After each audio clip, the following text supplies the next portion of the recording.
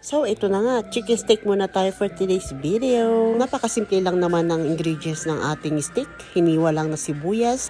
At chicken na minarinate na natin sa toyo at lemon dahil walang kalamansi. At wala rin tayong chicken breast that time. At ang available lang yung mga legs. At yan na lang binabad ko para naman magkaroon tayo ng chicken steak. At yun, pinirito lang natin ang ating minarinate na chicken.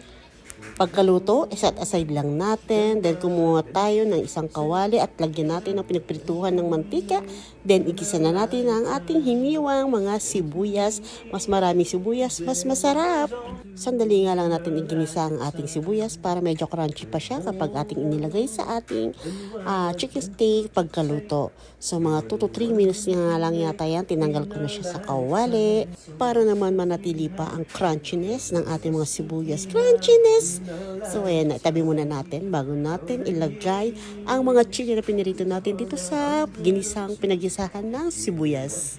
At yan na nga, pagkatapos ibuhos na ang ating mga chicken, ihalo-halo lang natin para mag-mix ang mga lasa ng pinaggisahan ng sibuyas. So dahan-dahan na at baka madurog dahil malambot na ang ating chicken. So after nyan, ibinuhos ko na rin ang pinagbabara ng chicken. Yan. So kakaunti lang natira. So ang ginawa ko, dinagdagan ko na lang yan ng water at ng toyo. Nag-add din ako ng paminta. Then after kumulo, nilagay ko na rin ang ating mga hiniwang mga sibuyas.